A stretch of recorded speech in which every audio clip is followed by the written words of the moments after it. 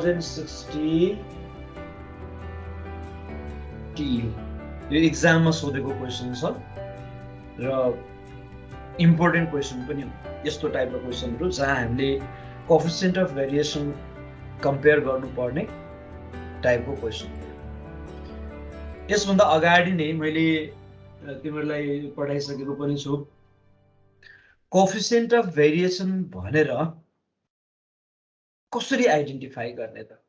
त्यो क्वेसनमा के छ र हामीले कोएफिसिएन्ट अफ भेरिएसन नै हामीले क्याल्कुलेट गर्ने र कम्पेयर गर्नुपर्ने छ त भन्दा क्वेसनलाई एकपटक पढौं। The running capacity of two horses is given below भनेको दुईवटा हर्सको रनिङ क्यापेसिटी दिएको छ।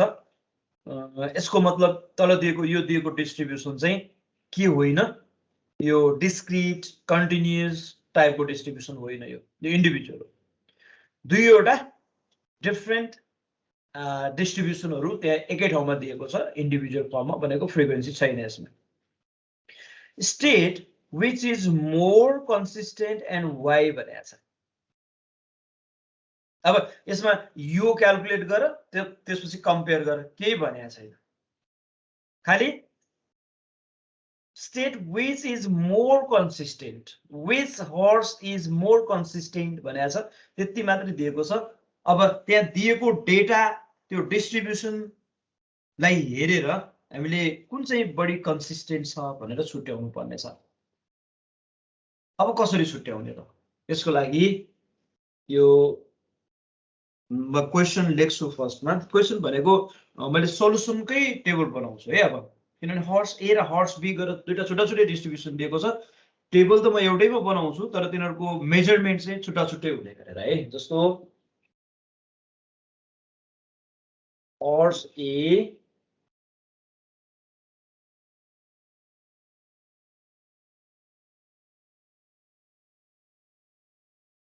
र त्यसपछि हर्स बी।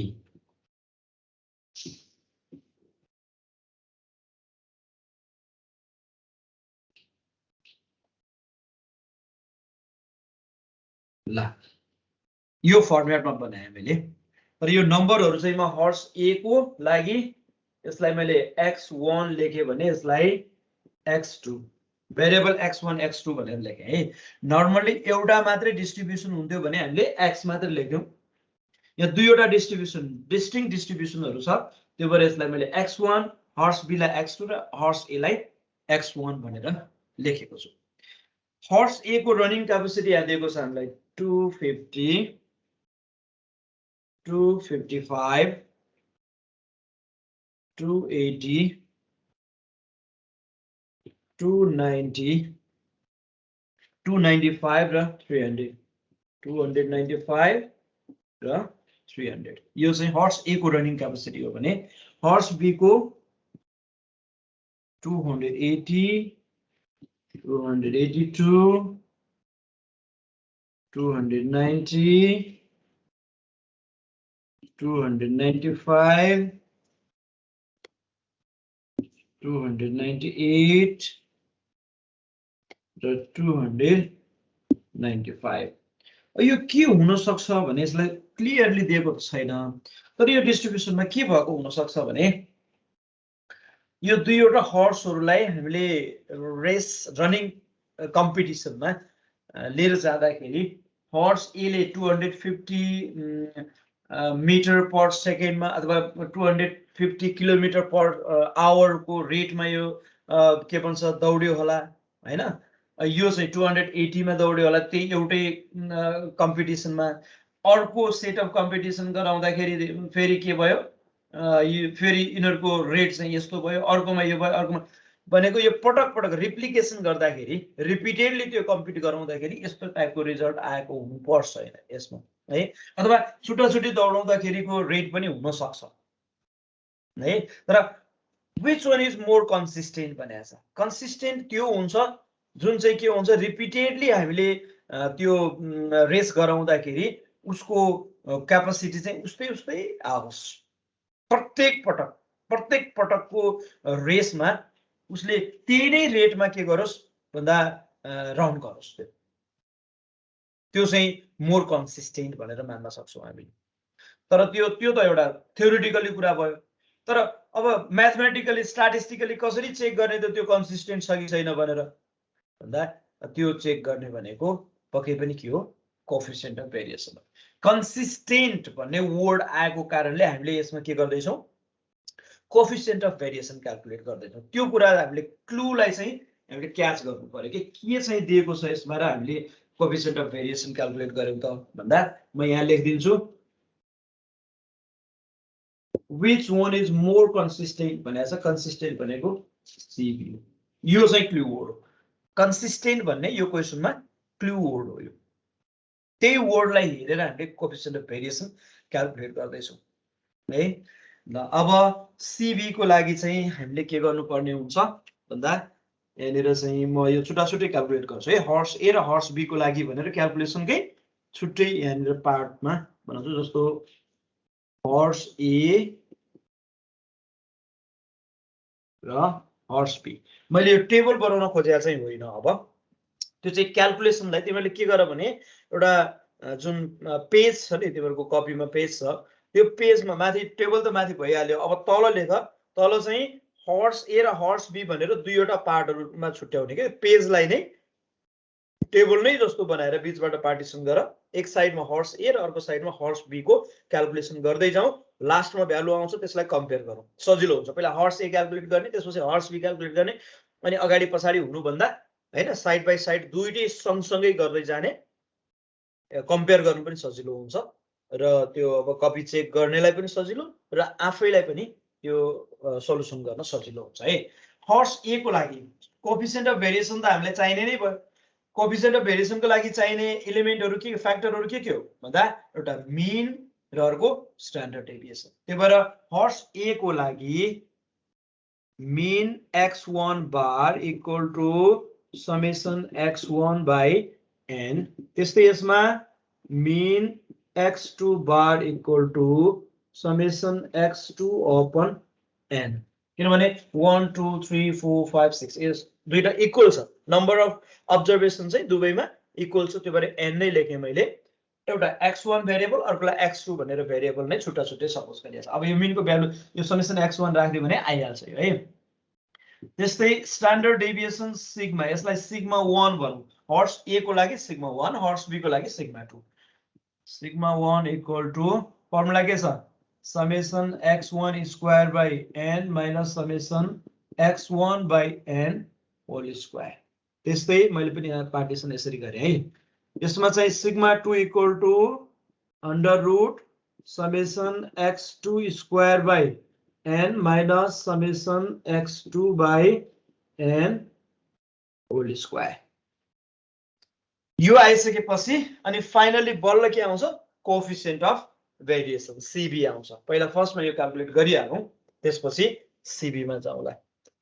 ल अब x1 त यो भइहाल्यो, यसको समेसन गर्नुपर्ने भयो हामीलाई। मिन को लागि हेर त, समेसन x1 कति आउँछ, समेसन x2 कति आउँछ, यो हेरौँ। समेसन x1 र समेसन x2 यो भ्यालु कति कति हुन्छ कसैले क्याल्कुलेट गरिसकेको छ? यो टोटलिङ गरिसकेछौ? यो स्ट्यान्डर्ड डेभिएसन को लागि हामीलाई समेसन x1 त चाहिन्छ नि, अर्को समेसन x1 स्क्वायर। त्यो भएर x1 स्क्वायर यसमा चाहिँ x2 स्क्वायर पनि क्याल्कुलेट गर्दै गर्नुपर्छ। जस्तो यो 250 हजुर समेसन x1 1670 1670 हजुर 1670 हैन? हजुर सर। त्यस्तै x2 को 1740 1720 हो 44 ए 40 ल ठिक छ 40। यसबाट मिन आइहाल्छ। त्यसपछि अब यो स्क्वायर पनि गर्दै गर है। जस्तो 250 स्क्वायर भनेको 62500 होला हो। हजुर सर। यसरी नै यसको पनि स्क्वायर गर्दै जाने, यसको पनि स्क्वायर गर्दै जाने, अनि summation x square x1 square र यसमा पनि समेसन x2 स्क्वायर पनि चाहिन्छ। पहिले क्याल्कुलेसन गर्दै गर, सबै गर, त्यसपछि मलाई लास्टमा भन है। म अहिले यसलाई x1 र x2 को भ्यालु राखेर यता मिन क्याल्कुलेट गर्दै मिनमा लगेर राखिदिन्छु, फेरि यसको क्याल्कुलेसन त तिमीहरू गरिहाल्छौ। यो 1670 डिवाइड बाई 1 2 3 4 5 6 n को भ्यालु चाहिँ 6 छ। त्यस्तै यसमा चाहिँ 1740 डिवाइड बाई 6 गर्यो भने अर्को हर्सको एभरेज आउँछ। यो स्क्वायरिङ र टोटलिङ गर्दै गर्दा त्यसपछि अहिले मलाई 278.66 र 290 90,000. यसको टोटल 467050. 78,400. एकजना बोला न, दुईजना बोल्दै भने फेरि बुझिदैन नि। 4,67,050. 50? 050. हजुर 050.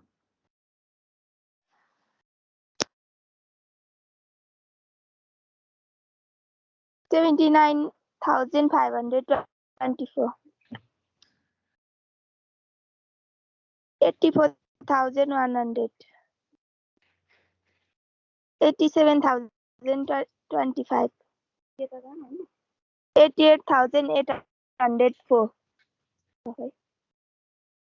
87,025.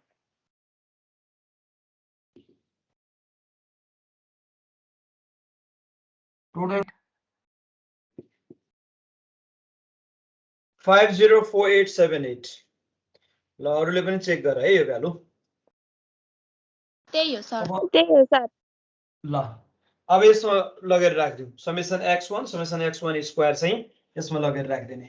समेसन x1 स्क्वायर भनेको यो हो है, 46750 डिवाइड बाइ 6 माइनस 1670 बाइ 6 हो होल स्क्वायर गर्ने। यहाँबाट आउँछ स्ट्यान्डर्ड डेभिएसन अफ हर्स ए भने हर्स बी को लागि पनि टेबलमा आएको भ्यालुहरु यसमा लगेर राख्दिने। 504878 by 6 minus 1740 by 6 whole square। यो गर्ने अनि अन्डर रुट। कहिले पनि यो स्क्वायर रुट भित्र नेगेटिभ आउँदैन है। कहिलेकाहीँ यो नेगेटिभ आयो भने त्यसको रियल भ्यालु नै हुँदैन। एक त क्याल्कुलेटरले नेगेटिभ को स्क्वायर रुट दिँदैन है। स्क्वायर रुट को भित्र 190.28 हो। होइन, स्क्वायर रुट भित्र 372.23 हो। 77841.67 फर्स्ट को भयो। सिग्मा x1 को होल स्क्वायर बाइ 9 को सिग्मा x1 अपॉन 9 को होल स्क्वायर को 77651.39 हो। होइन, 77469.44। तिमीले 1670 बाइ 6 गरेछ नि 278.66। त्यसको स्क्वायर रुट निकाल त। कतिको भन्यो गाडी स्टाइलले? त्यही आउँछ। ल 19.29 भयो। ल ठीक छ। अरु धेरै जना गइरहेछ। अब सिग्मा 2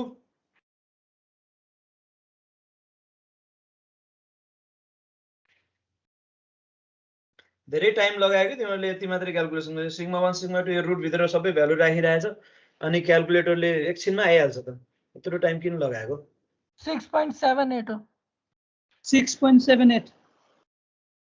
ल सिग्मा 2 को भ्यालु चाहिँ 6.78 भयो।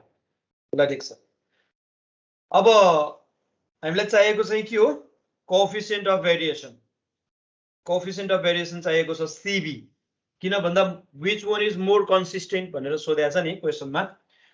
यो भएर नाउ CB1 किनभने यो सबैलाई 1 ले रिप्रेजेन्ट गरेको छु मैले। यो भएर यसलाई पनि CB1 equal to sigma 1 by x1 bar into 100%। यसमा चाहिँ CB2 equal to sigma 2 by x2 bar into 100%. अब यसमा भ्यालु राख्दियो सिग्मा 1 आइसकेको छ x1 बार पनि आइसकेको छ भ्यालु राख्दियो हुन्छ सिग्मा 1 चाहिँ 19.29 अपन x1 बार भनेको 278.66 into 100% गर्ने यसबाट एउटा भ्यालु आउँछ पर्सेन्टेजमा भने अर्को CB2 मा पनि 6.78 सिग्मा 1 अपन x2 सरी यो सिग्मा 2 यो भयो भने x2 बार चाहिँ कति छ 290 into 100% गर्ने ल अब यो पर्सेन्टेज कति आउने रहेछ निकाल त त्यसपछि लास्टमा इन्टरप्रिटेसन गर्ने म इन्टरप्रिटेसन यहाँ माथि लेख्छु है which one is more consistent भन्ने कसरी लेख्ने त लास्टमा CB मात्रै क्याल्कुलेसन गरेर त भएन त्यो CB लाई कम्पेयर गर्नु पर्यो अनि यो मोर कन्सिस्टेन्ट रहेछ यो लेस कन्सिस्टेन्ट रहेछ भनेर त लेख्नु पर्यो नि कति फर्स्ट को 6.92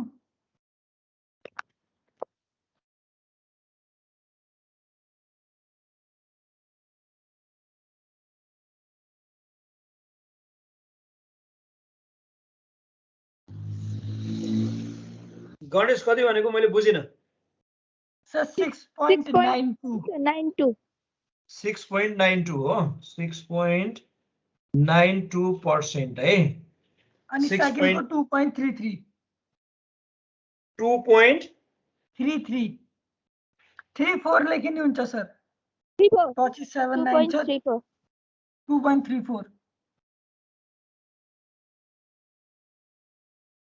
2.34 हो हजुर सर ल यो क्याल्कुलेसनहरु चाहिँ तिमीहरुकै भरमा गरिरहेछु है मैले यहाँ यो स्क्वायर गर्ने टोटल गर्ने रुट गर्ने यो सबै कुराहरु यो क्याल्कुलेसन चाहिँ करेक्टली गरेको छ होला अब फाइनली म यसलाई कन्क्लुजन लेख्छु यसको इन्टरप्रिटेसन के कसरी गर्ने त हामीले क्वेशनमा सोधेको थियो which horse is more consistent भनेर state which is more consistent and why भनेको छ र कन्सिस्टेन्सी चेक गर्ने कोएफिसिएन्ट अफ भेरिएसनले त हो तर कोएफिसिएन्ट अफ भेरिएसन को भ्यालु धेरै आयो भने मोर कन्सिस्टेन्ट हुन्छ कि थोरै आयो भने मोर कन्सिस्टेन्ट हुन्छ भन्ने कुरा थाहा हुनु पर्छ है कोएफिसिएन्ट अफ भेरिएसनले के मेजर गर्छ भने in which distribution there is more variation भनेर मेजर गर्छ जति धेरै भेरिएसन हुन्छ फ्लक्चुएसन हुन्छ जति फ्लक्चुएसन हुन्छ त्यति नै लेस कन्सिस्टेन्ट हुन्छ कन्सिस्टेन्सी र भेरिएसन भनेको अपोजिट वर्डहरु है कन्सिस्टेन्ट हुनको लागि हामीले के गर्नुपर्छ सिमिलर टाइपको रिजल्टहरु हामीले पटक पटक रिपिटेडली सिमिलर टाइपको रिजल्ट दियौं भने त्यो के हुन्छ मोर कन्सिस्टेन्ट हुन्छ भने पटक पटक डिफरेन्ट टाइपको रिजल्ट दियो भने मोर भेरिएसन हुन्छ त्यही भएर भेरिएसन र कन्सिस्टेन्सी भन्ने कुरा चाहिँ अपोजिट टर्महरु हो CB ले के मेजर गर्छ in which distribution there is more variation भन्ने कुरा यसले दिन्छ यहाँ दिन्छ नि भ्यालु 6.92% भेरिएसन भएको छ यसमा भने यसमा 2.34% भेरिएसन भएको छ यसको मतलब which one is more consistent भन्ने कुरा यहीबाट क्लियर हुन्छ भेरिएसनको जस्ट अपोजिट भनेको जहाँ भेरिएसन कम छ त्यहाँ बढी कन्सिस्टेन्सी छ भनेको मतलब हर्स B को कोएफिसिएन्ट अफ भेरिएसन कम छ हर्स A को भन्दा त्यो भएर horse B is more consistent हुने भयो अब यसमा फाइनली लेखौं since CB2 is less than CB1 CB2 is less than CB1 that is CB of horse B is less than CB of horse A